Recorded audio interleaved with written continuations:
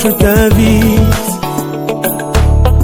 pour écouter la parole éternelle, car c'est l'heure du choix. C'est l'heure du choix.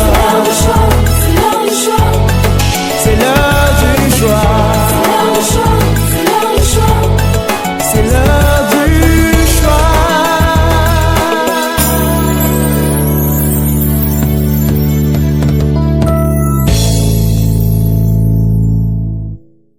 Nous sommes dans la joie, frères et sœurs, fidèles auditeurs, fidèles téléspectateurs, vous qui nous suivez de partout par les moyens que vous utilisez, nous vous saluons, nous vous shalomons au nom du Seigneur Jésus. Que la grâce, la paix et l'amour, cet amour que nous venons de chanter, qui pénètre nos cœurs, qui nous réchauffe, qui nous fait du bien, soit votre partage.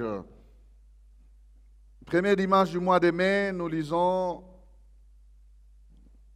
Actes des Apôtres, chapitre 1er, nous prenons le verset 4 jusqu'au verset 8.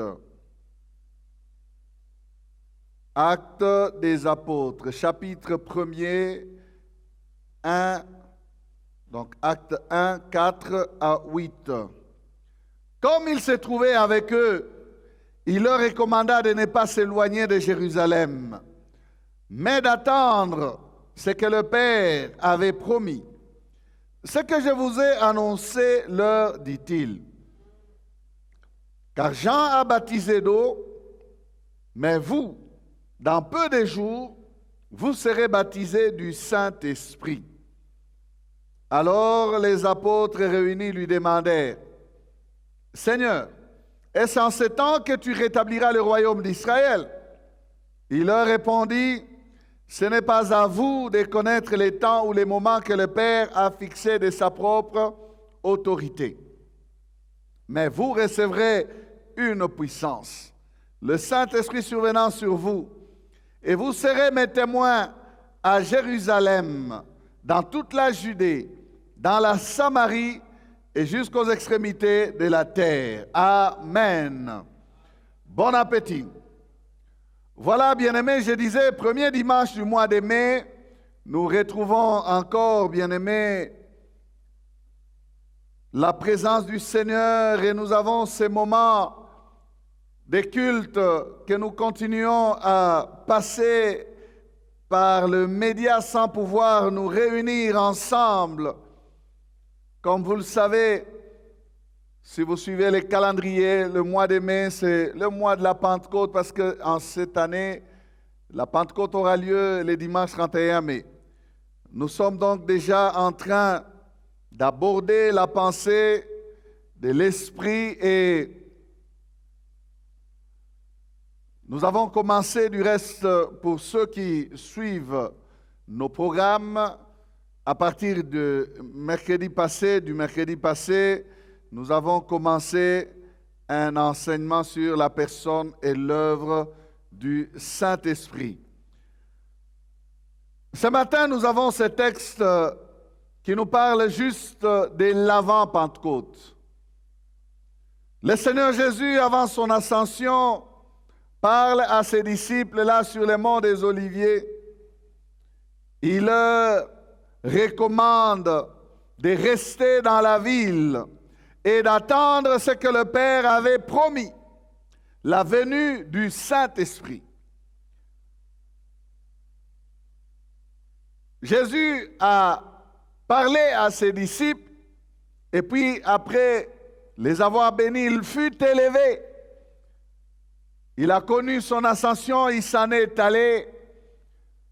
Une nuée les déroba à leurs yeux.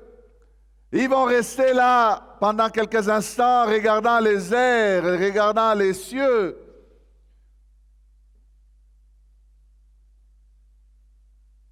Mais ils recevront l'exhortation de l'ange du Seigneur qui leur dira, « Pourquoi vous arrêtez-vous à regarder le ciel? C'est Jésus que vous avez vu partir, reviendra de la même manière qu'il s'en est allé. » Lors de notre séminaire sur le retour de Christ, nous avons abordé encore ces sujets, bien-aimés, ces textes, et nous parlions de la manière dont le Seigneur va revenir. Ce n'est pas là notre sujet. Nous voulons parler de ces textes de l'avant-Pentecôte et voir, bien-aimés, ce qui est arrivé aux disciples, comment ils ont reçu les recommandations du Seigneur et comment ils ont mis en pratique ces recommandations. Et c'est ce qui les a conduits à expérimenter la Pentecôte.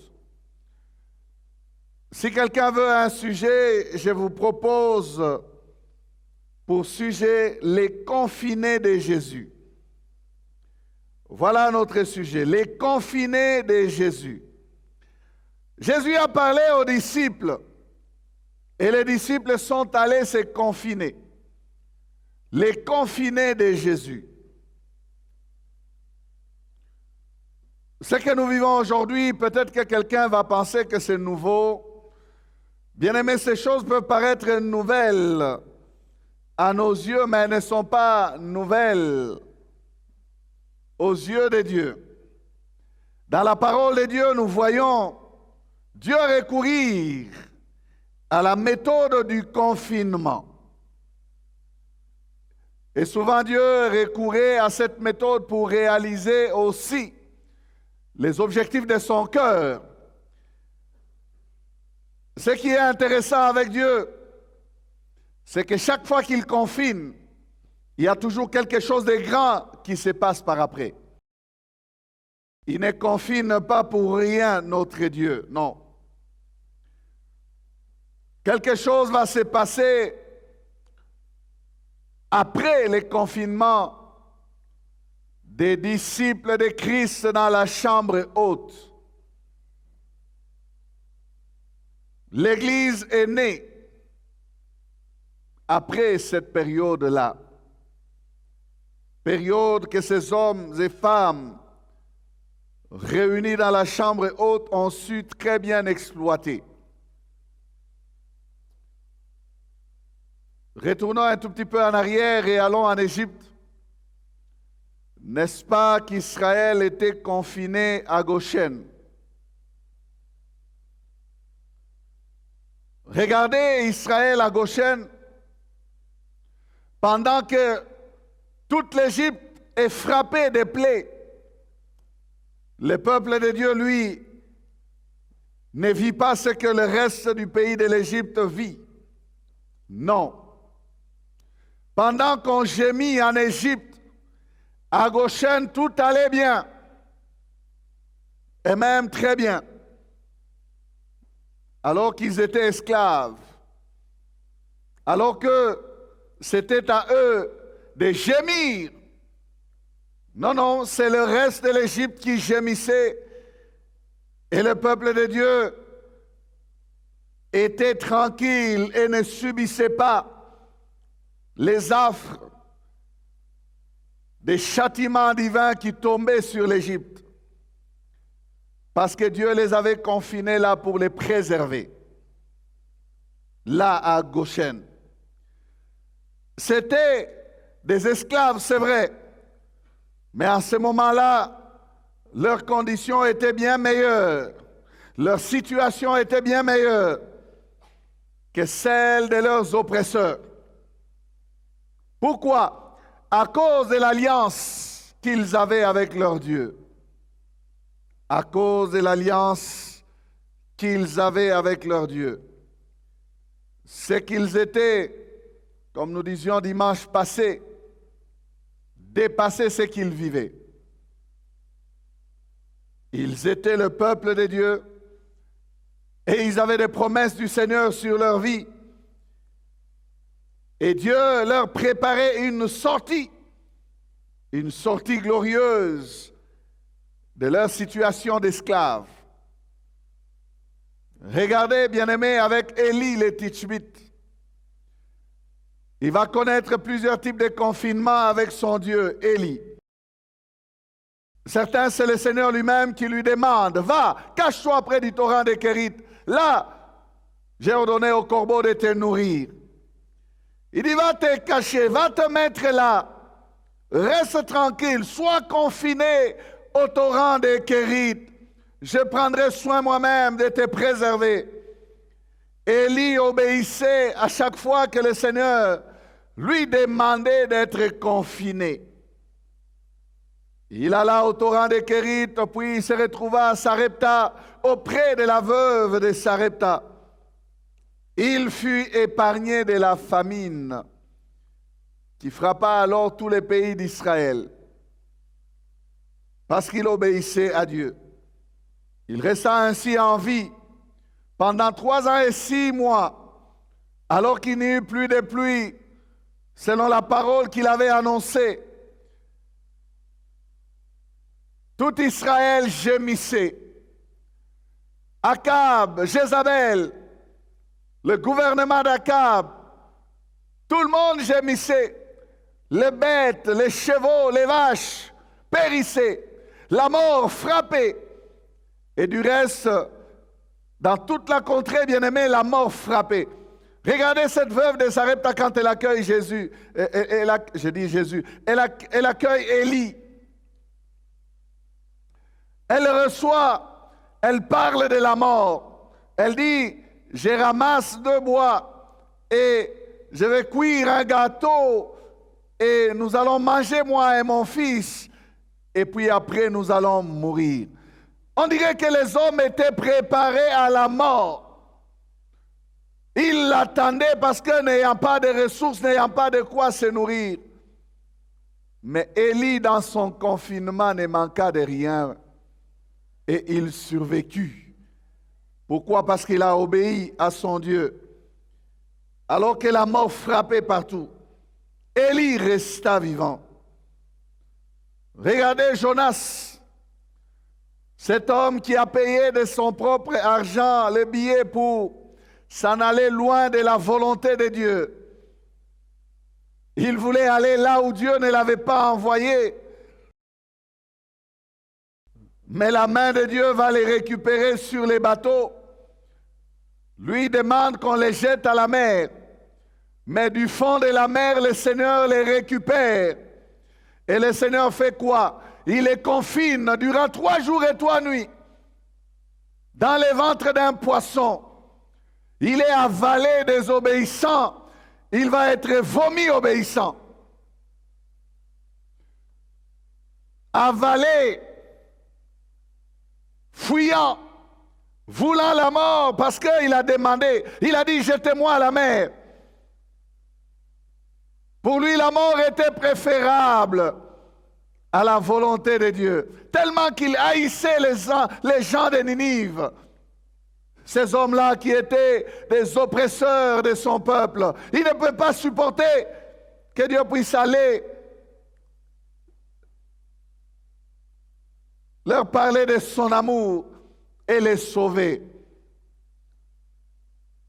Mais dans le confinement, regardez Jonas dans le ventre du poisson. C'est là qu'il va faire une des prières surprenantes d'un homme qui est en train de subir le confinement. Il va prier, crier vers l'Éternel. Et il va être vomi dans l'obéissance. Pour lui, le confinement était un miracle. Il est resté vivant dans le ventre du poisson au lieu de mourir dans le fond de la mer. Miracle. Et il va arriver à annoncer le message de Dieu à Ninive en une journée. Et le Seigneur va sauver ces hommes-là de Ninive. Bien-aimés, je prie que Dieu utilise ce confinement pour ramener quelqu'un dans le droit chemin. Tout comme il l'a fait avec Jonas, que celui qui était en train de dévier à cause de tout ce qui arrive, qu'il soit confiné et qu'il apprenne les voies du Seigneur. Je prie que ces confinements soient pour quelqu'un, bien-aimé, le ventre du poisson qui va le conduire tout droit dans sa destinée. Là où Dieu l'attend. Qu'au sortir de ces temps, tu te retrouves là où Dieu t'attend dans sa volonté. Amen. Vous savez, je l'ai dit dimanche passé, je le répète encore, nous ne sommes pas confinés. Non, non. Jonas, lui, était confiné. Imaginez la condition de Jonas dans les ventres du poisson. Il est coincé, environné des affaires intérieures du poisson. Imaginez. Il a la glu sur lui. Les histoires là, hein? Les histoires là légères, là, les histoires là gluantes. Ça l'emballe. Les liquides qu'on trouve dans l'estomac, ça l'emballe. Comment Jonas respire-t-il? Miracle. Comment vit-il dans le ventre d'un poisson? Miracle. Bien-aimé, les choses que le Seigneur fait, même dans les temps difficiles, les hommes ne peuvent pas expliquer comment il fait pour maintenir ses enfants en vie. Oh, des fois, les gens pensent que la mort va les atteindre. Oh, nous allons mourir. Avec cette pandémie, ça sera terrible. Non, non. Notre Dieu, c'est le Dieu des miracles. Confiné, c'est vrai, mais pas fini. Jonas environné des affaires intérieures du poisson. Quel confinement serré. Il ne mange pas, il ne boit pas. Tout ce qu'il ne peut faire, c'est prier seulement. Prier seulement. Il ne fait que prier dans le ventre du poisson. Plus tard, quand l'Église, toujours avec les apôtres, les disciples, quand ils vont commencer à connaître des moments de secousses, dans leur réflexe, ils utilisaient souvent la méthode du confinement. Lorsque Pierre et Jean vont faire les miracles au temple, le miracle de l'homme qui était à la porte appelé la Belle, ils vont être arrêtés, chicotés, frappés. La Bible nous dit que lorsqu'ils ont été relâchés, ils sont allés retrouver les leurs dans les lieux où ils se retrouvaient. C'était dans la même chambre haute dans laquelle notre texte de base ici nous parle, duquel le texte nous parle. La même chambre haute. Et là, la Bible dit qu'ils élevèrent la voix ensemble. Ils firent une prière. Tellement que la prière était puissante, on parle de cette prière comme si c'était la prière d'une seule personne, alors qu'ils étaient nombreux. Et les résultats, les lieux sur lesquels ils étaient, trembla. Waouh! Imaginez bien aimé, quelle prière! Dans cette maison-là, il s'est passé des choses. Plus tard, lorsque Pierre va être arrêté pour être décapité, ils étaient encore dans la même chambre haute, les lieux secrets où ils avaient l'habitude de se confiner. On les recherchait, mais ils étaient là. Quand est-ce qu'avait commencé leur retraite dans cette chambre? C'est à l'arrestation de Jésus. Déjà à cette période-là, ils s'étaient cachés. Lorsque Jésus-Christ a été ramené à la vie, c'est dans ces mêmes lieux-là qu'il les a visités. Ils étaient barricadés, enfermés par peur de ne pas être arrêtés. Ils étaient là, confinés. Au début, c'était par peur.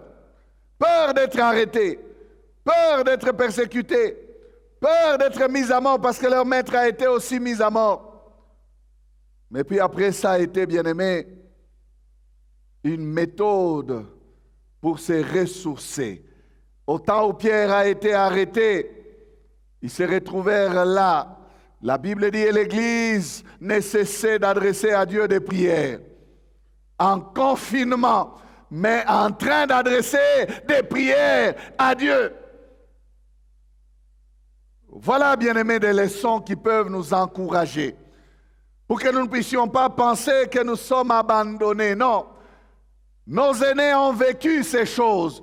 Nous vivons ces mêmes choses. Ils sont passés par où nous passons. Ils s'en sont sortis. Eh bien, je peux déclarer sans crainte, nous nous en sortirons aussi. Nous nous en sortirons aussi, frères et sœurs. Alors, revenons à ces textes des bases.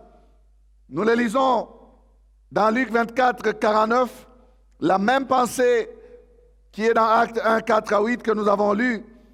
Là, Jésus dit ainsi, il parle ainsi à ses disciples, voici, j'enverrai sur vous ce que mon Père a promis. Mais vous, restez dans la ville jusqu'à ce que vous soyez revêtus de la puissance d'en haut.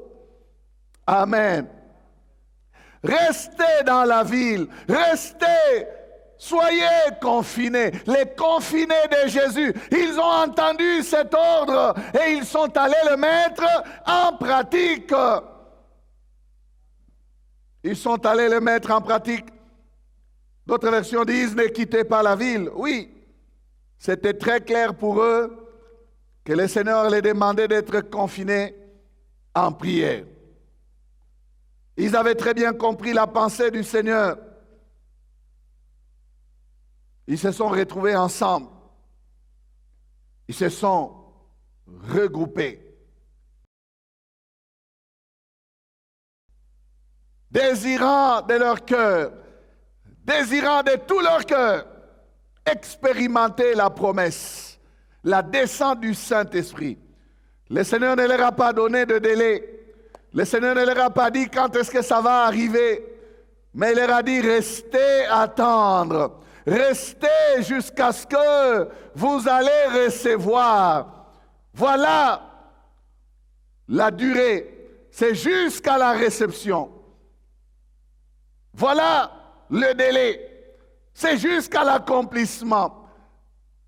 Ce n'était pas avec une annonce du temps à faire déjà connu d'avance. Vous ferez 10 jours. Non, non. Le Seigneur ne leur a pas donné le délai. Il leur a dit restez, ne quittez pas, soyez là. Et eux, ils ont obéi. Ils se sont mis en prière. Ils n'ont pas tenu compte des autres. Ils n'ont pas tenu compte des pharisiens ou des scribes.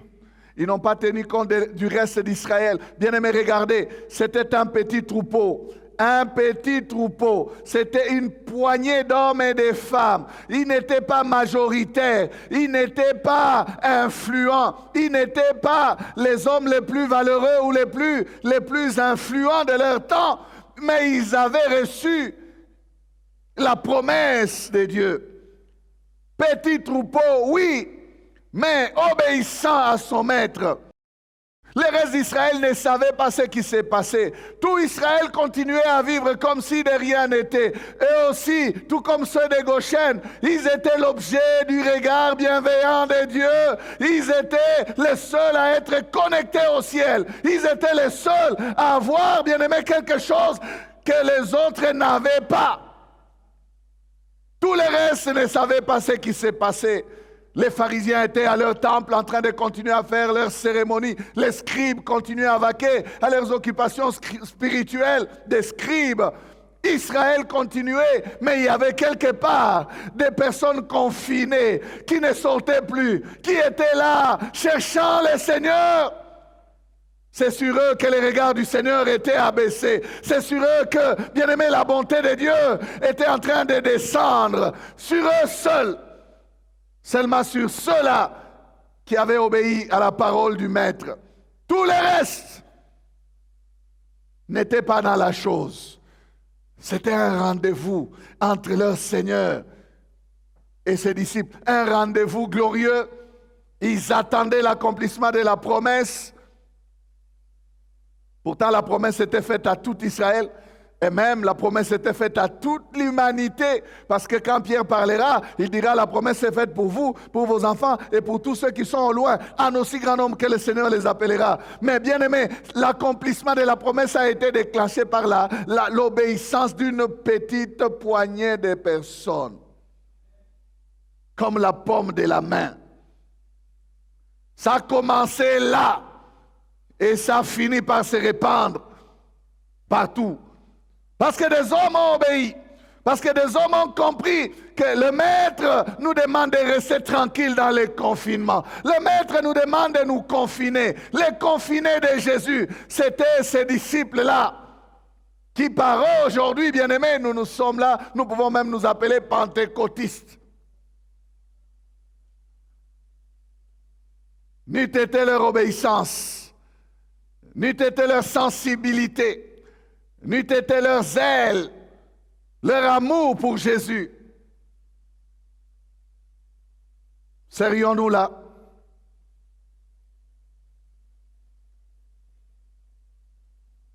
Tout confinement doit avoir un but. Si celui dans lequel, bien-aimé, consiste plus aux choses physiques pour que la maladie qui frappe la planète ne nous attrape pas, ne nous atteint pas. Le confinement des disciples était spirituel et devait les conduire au baptême dans le Saint-Esprit.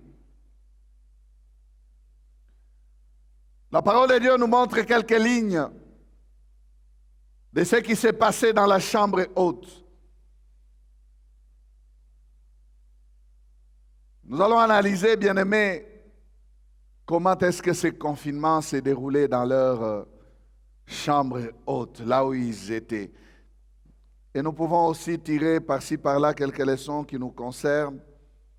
Pourquoi pas ne pas mettre en pratique ces choses et devenir nous aussi les confinés de Jésus, comme nos disciples aînés. Les disciples aînés que nous avons devant nos yeux dans cette histoire. Lisons Acte 1, 12 à 14.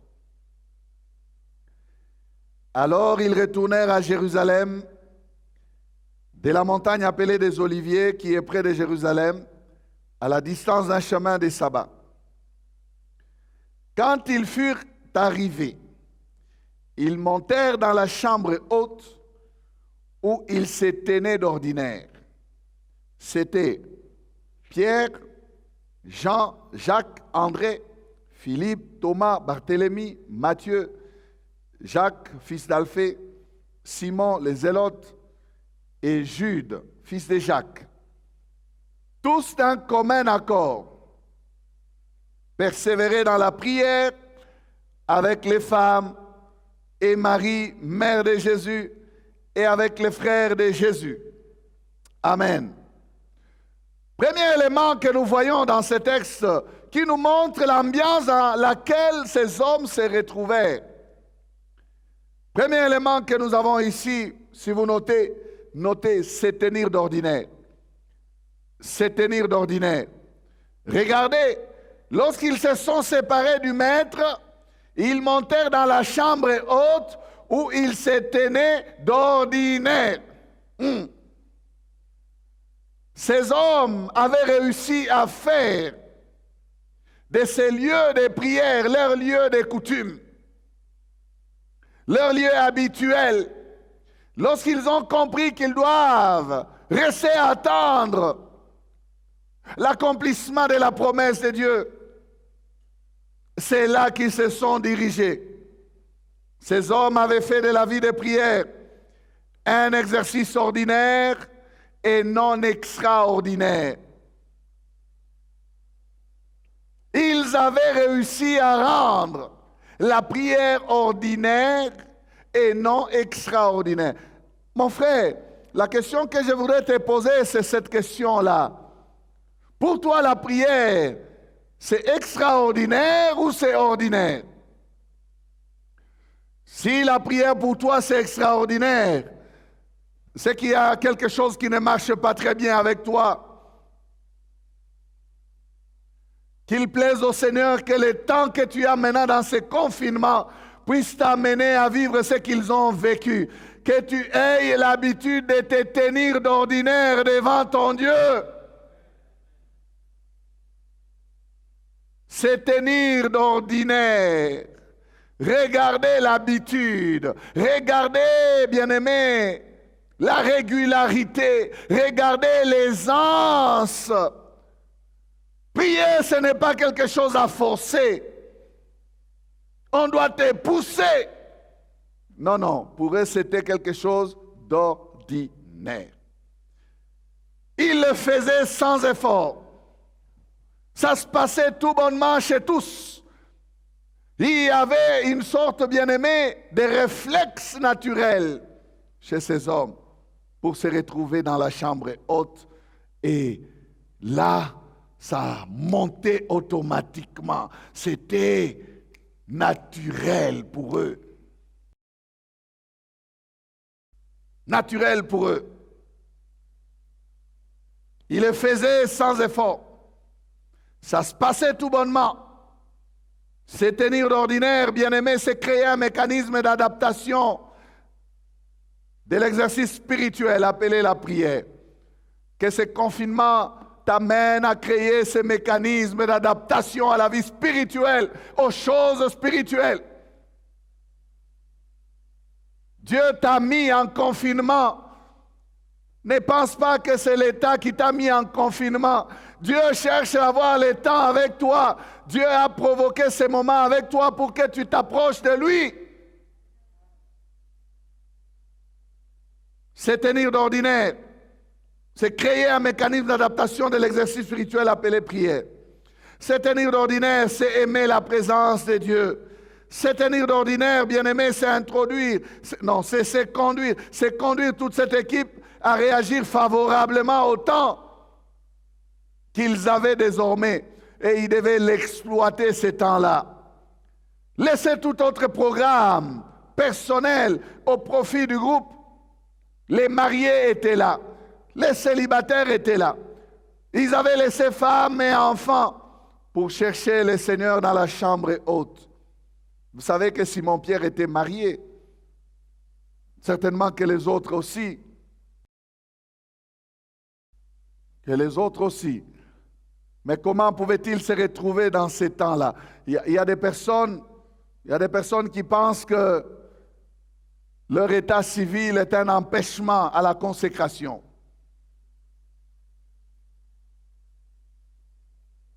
Non. Ces temps, bien-aimés, que nous avons, qu'ils puissent nous aider à rendre ordinaires les choses que nous ne faisions autrefois que de façon extraordinaire. Jeûner de façon extraordinaire. Lire la Bible de façon extraordinaire. Maintenant, tu as tout le temps. Lis la Bible de manière tout à fait ordinaire. Médite la parole de Dieu de façon tout à fait ordinaire. Ce n'est plus le temps pour toi de considérer ces choses comme extraordinaires. Donc, parce que tu étais tellement occupé, avoir un peu de temps, c'était un moment extraordinaire pour toi pour dire, enfin, j'ai un peu de temps, je peux lire la Bible. Mais maintenant, tu as tout le temps. Ce n'est plus extraordinaire. Fais de cet exercice-là un exercice ordinaire. Que ce confinement rende ordinaire les choses spirituelles dans nos maisons, dans nos familles. Que ce confinement rende ordinaire, bien-aimés, la vie de Dieu dans nos familles. Les disciples ont su faire cela. Ce qui était une urgence ne l'était plus parce qu'ils se tenaient d'ordinaire dans cette chambre haute-là, presque de façon naturelle et remplissant leur journée dans la présence de Dieu. La chambre haute fut un lieu préparatoire, bien-aimé, de la vie de l'Église. C'est là qu'ils ont forgé les fondements de ce que nous faisons aujourd'hui. Tout ce que nous expérimentons aujourd'hui a été forgé par ces hommes-là dans la chambre haute. Quel bénéfice pour nous! Ils ne savaient pas qu'ils étaient en train de préparer là et de placer les jalons des choses que nous allons exploiter, nous qui allons venir par après. Je l'ai dit, je le répète encore, c'est suite à leur obéissance. Amen. Le deuxième élément, nous voyons là, il est question tous d'un commun accord. Au verset 14, tous d'un commun accord. Je voudrais parler de ces communs accords-là. Il y a ici tout un enseignement, frères et sœurs, d'un commun accord. Jamais ils ne pouvaient évoluer ensemble sans se mettre d'accord. Jamais la prière ne pouvait se faire naturellement, devenant un exercice ordinaire, sans qu'ils ne se mettent d'accord. Jamais, s'ils n'avaient pas accordé leur violon, l'harmonie de leur prière ne pouvait conduire au résultat qui est le baptême dans le Saint-Esprit. Ils sont passés par le commun accord pour voir les résultats de leur prière. C'est que le commun accord est important, bien-aimés. Nous devons apprendre à nous accorder. Des communs accords doivent nous préoccuper. Des communs accords. Il y a trop de failles de nos jours dans nos relations. En tant qu'Église, trop de divisions, trop de tiraillements. Il y a trop de problèmes dans les familles, si bien que le confinement n'est pas aisé. Pourquoi? On peut être tous ensemble dans la même maison, mais comme on n'est pas de commun accord, on ne sait pas faire les mêmes choses ensemble. Vous voulez profiter du confinement?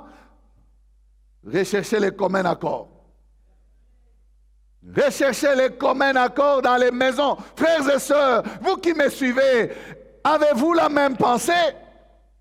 Parlez-vous le même langage?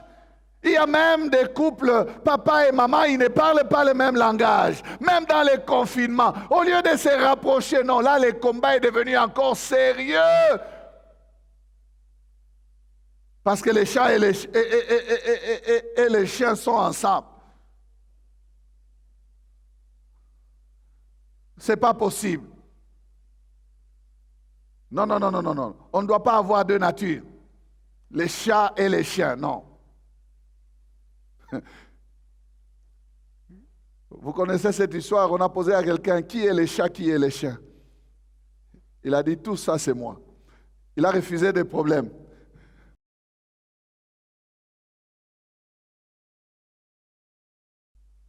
Papa à droite, maman à gauche, et pourtant confiné. Confiné dans la même maison, maman dans l'autre chambre, la chambre des enfants, papa dans la chambre des parents. Papa, dis-moi, qu'est-ce qui s'est passé pour qu'elle soit dans la chambre des enfants? Dans un temps comme celui-ci, le Seigneur vous veut des communs accords. Des communs accords, dans l'unité. Dans un temps comme celui-ci, le Seigneur nous veut dans l'harmonie. Dans l'harmonie. Je vous révèle ici, bien-aimés, des choses qui préparent la descente du Saint-Esprit. Vous ne pouvez pas arriver au bénéfice des choses d'en haut sans les communs accords. Aplanissez vos différends, recherchez à vous arranger et à parler, à vous pardonner et à négocier et à faire des concessions et à vous rejoindre. Il y aura quelque chose que le Seigneur va faire chez vous, dans l'harmonie, qui n'arrive pas à faire chez vous maintenant que vous êtes divisés. Des communs accords. Amos chapitre 3 verset 3 nous dit, deux personnes, deux hommes marchent-ils ensemble sans en être convenus? Nous sommes appelés à équilibrer nos avis et considérations. Nous sommes, bien-aimés, appelés à tenir compte des autres dans ces moments où nous sommes tous ensemble à la maison. Nous ne devons pas faire des choses comme si nous étions tout seuls. Tenez compte des autres. Des choses que nous aimons et qui gênent les autres à cause de leur présence. Nous pouvons les mettre de côté. Nous pouvons faire des concessions pour parvenir à ces communs accords. afin qu'un grand nombre puisse bénéficier, bien-aimés, des faveurs divines. Parce que Dieu a des choses qu'il veut faire pour votre famille, pour notre famille, pour nos maisons. Il y a dans les communs accords un sens élevé d'arrangement. Un sens élevé de trouver les compromis. Bien-aimé, lorsque tu poursuis un objectif, sois persévérant dans ta tâche, sinon tu ne vas pas atteindre ton objectif. Ce n'est pas commencer qui compte, mais c'est terminer, c'est finir. Voilà pourquoi la Bible dit la fin d'une chose vaut mieux que son commencement. Car plusieurs commencent toujours. Et plusieurs n'ont pas de difficultés à commencer, mais ils ont des difficultés à finir. Finir, c'est là où il y a les problèmes. Même pour les prédicateurs, c'est finir que ça pose des problèmes. La manière d'atterrir avec son message. Vous entendez toujours les prédicateurs dire, nous allons atterrir, mais ils n'atterrissent toujours pas. C'est souvent le problème, finir. Comment finir? Par la persévérance, bien-aimés, ils ont tenu 10 jours exactement. Oh, j'ai béni le Seigneur qui est le Dieu des concordances. Il a fait à ce que les choses soient bien connectées. Comment est-ce qu'il a lâché à la date précise le Saint-Esprit? 10 jours après son ascension. Exactement 10 jours après. Il les voyait, il les observait, il les regardait. Il voulait que ça mûrisse. Ça montait encore, ça montait encore. Et lui aussi s'est préparé. C'était la fête des Pentecôtes de tout Israël. Mais il n'y a que la portion de ceux-là qui avaient eu l'avance de se mettre à part, comme j'ai parlé de leur obéissance, qui vont expérimenter quelque chose de nouveau. Tout Israël vivait une Pentecôte traditionnelle. Mais il n'y a que ceux-là de la chambre haute qui vivaient une Pentecôte extraordinaire. C'était une Pentecôte dans la Pentecôte. La fête juive de Pentecôte qui arrive 50 jours après la Pâque juive. Mais pour l'Église, c'était le départ d'une Pentecôte extraordinaire. Une manière nouvelle de vivre la Pentecôte que l'Israël n'avait pas encore expérimentée. Actes chapitre 2, 1 à 4. Le jour de la Pentecôte. Quand on dit le jour de la Pentecôte, ce n'est pas la Pentecôte des apôtres ici. C'est la Pentecôte juive. Une date traditionnelle. Mais dans leur Pentecôte traditionnelle, là, il y a une autre Pentecôte. Une nouvelle Pentecôte qui donne le départ aux nouvelles choses qui conduisent à la vie de l'Église. Le jour de la Pentecôte, ils étaient tous ensemble dans le même lieu. Tout à coup, il vient du ciel un bruit comme celui d'un vent impétueux. Il remplit toute la maison où ils étaient assis. Des langues semblables à des langues de feu leur apparurent, séparées les unes des autres, et se posèrent sur chacun d'eux. Et ils furent tous remplis du Saint-Esprit et se mirent à parler en d'autres langues, selon que l'Esprit leur donnait de s'exprimer. Alléluia. Dieu était au rendez-vous. Tout à coup, par surprise. Tout à coup, pourquoi? Pour dire, personne n'a déclenché cela. On ne provoque pas sa Pentecôte, frère. Elle vient d'en haut. Dieu était au rendez-vous. Il a dit, je vous ai suffisamment entendu. Je vous ai suffisamment vu persévérant. Je vous ai suffisamment vu priant. Je vais maintenant répondre. Je vais maintenant exaucer. Je vais maintenant accomplir ma fidélité en accomplissant la promesse. Ils ont été surpris. Pouf! Oh,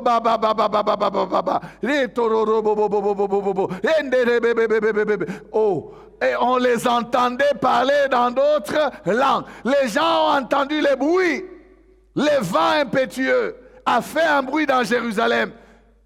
Et le Seigneur a fait une publicité surnaturelle. Il va rassembler plusieurs personnes ces jours-là.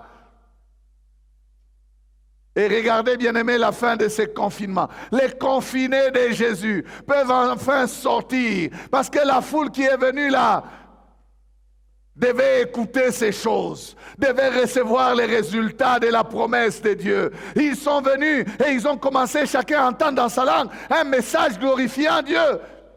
Les femmes parlaient, les hommes parlaient. Vous qui dites aux femmes de cette terre, les femmes parlaient les jours de Pentecôte. Et on les entendait aussi. Elles parlaient, Marie parlait, les autres femmes parlaient, Pierre parlait, Jean parlait.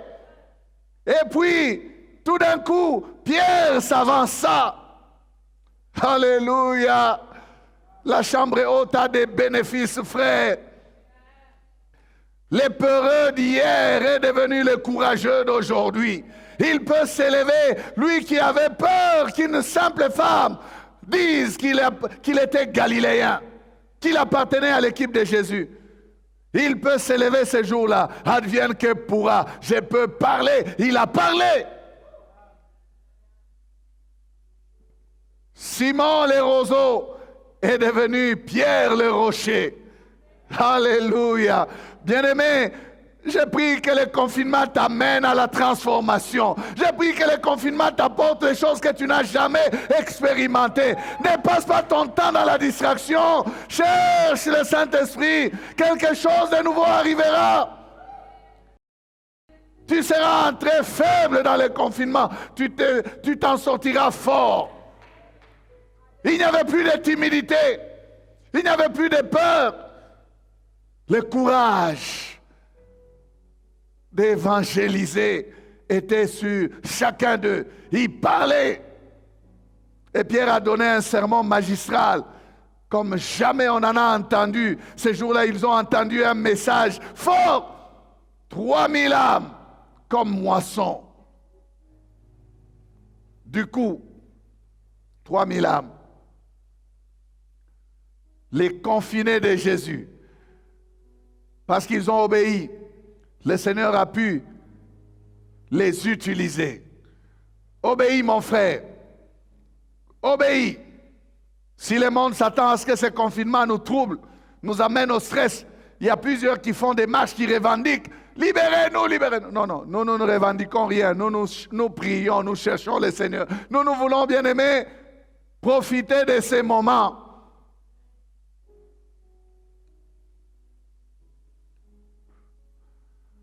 Si le monde pense que le confinement va nous amener, bien-aimés, à la perte, ce n'est pas vrai. Le confinement nous apportera un plus. Alléluia. Jésus nous attend. Église, le monde pense qu'en n'ayant pas de réunion, tu vas t'affaiblir. Non. Nous sortirons de ces confinements forts. Nous sommes en train, dans le confinement, bien-aimés, nous sommes en train d'être confinés et comprimés. Quand nous allons sortir, ça va exploser. Ça va exploser. Il y aura explosion de louanges, explosion d'adoration, explosion de prières, explosion de séminaires, explosion de réunions. On aura tellement de réunions qu'on aura du mal à nous arrêter. Hey! On va, bien-aimés, rattraper les temps. Alléluia. Promettez-moi qu'à la première louange, il y aura des chutes ici.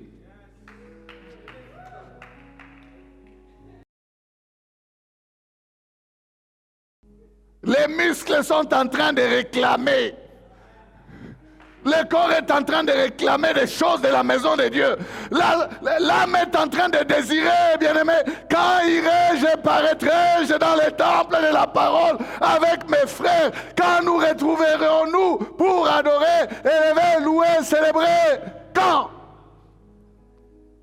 Est-ce que tu soupires après ces choses? Que Dieu te bénisse. Les confinés de Jésus. Sois un confiné de Jésus. Sois un confiné de Jésus. Quand tu sortiras, tu atteindras le but de Dieu. Tu verras des choses. Ah, mon frère, ma sœur, désire le Saint-Esprit. Il n'y a que le Saint-Esprit qui prépare ces choses-là. Le cuisinier de Dieu, l'agent exécutif de Dieu. C'est lui qui saura préparer les meilleures choses pour toi, de sorte que lorsque tu vas sortir, tu puisses les réaliser. Nous baissons la tête.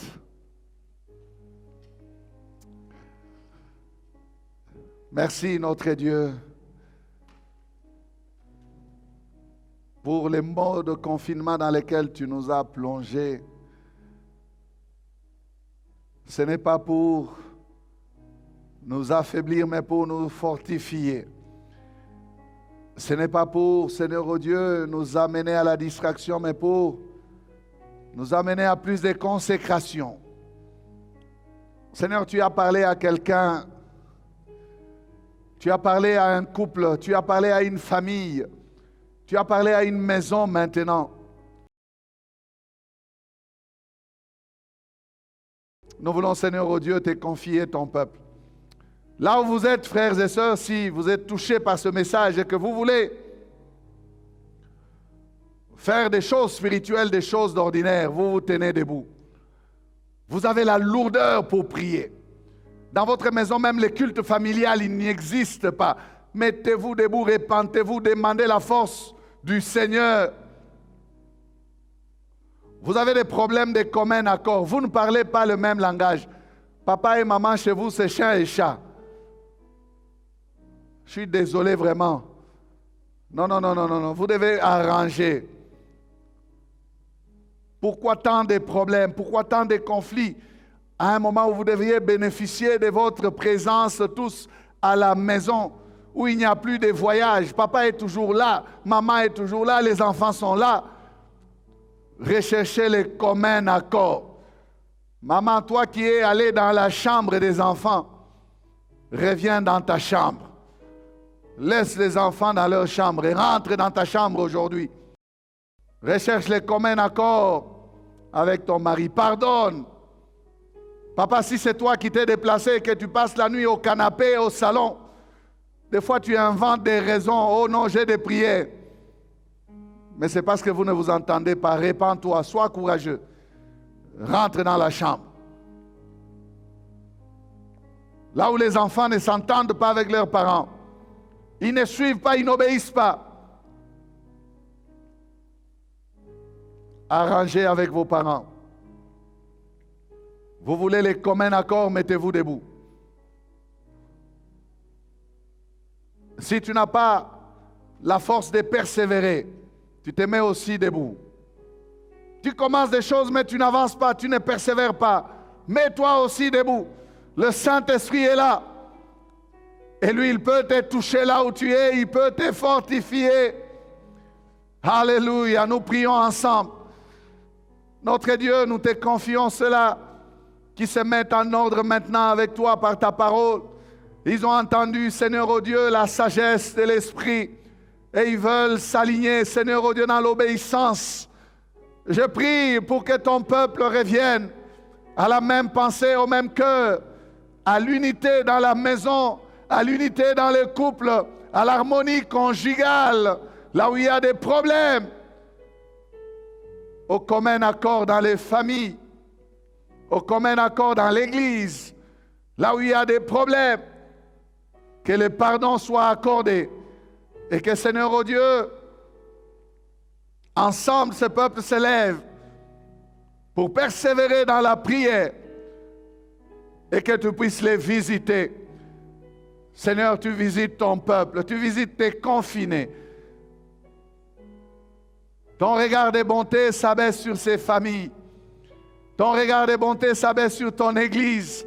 Seigneur, alors que l'Église, bâtiment est fermé, tu nourris l'Église, ton corps, tu nourris ton peuple, tu continues à nous former, à nous façonner, à nous remplir, pour que lorsque nous allons commencer les rencontres publiques, les réunions publiques, qui est explosion de ta gloire, qui est, Seigneur, oh Dieu, plénitude, qui est, oh Dieu, ta gloire dans ta maison, dans ton temple. Visite ton peuple, Seigneur, bénis ton Église.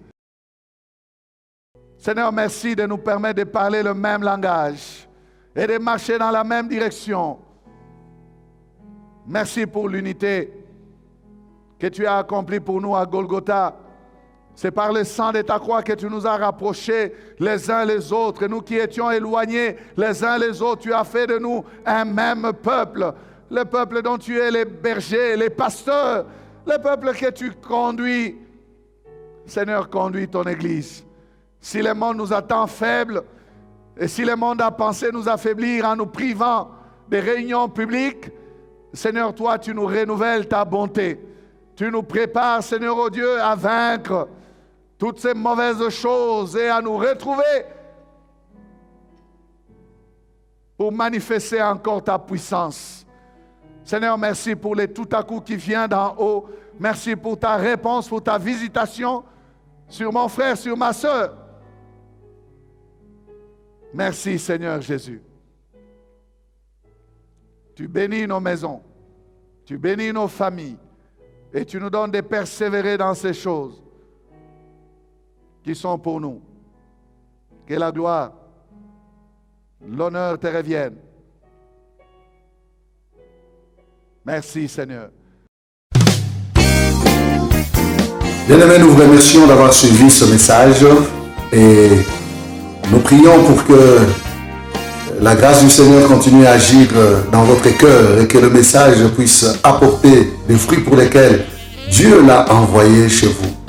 Nous voulons juste vous encourager à vous qui n'avez pas encore donné votre vie à Christ, à faire cette prière avec nous maintenant et à faire cette prière avec un cœur ouvert et une décision venant de votre cœur. Vous pouvez juste prier avec nous maintenant, en répétant ces paroles après moi et en disant ceci.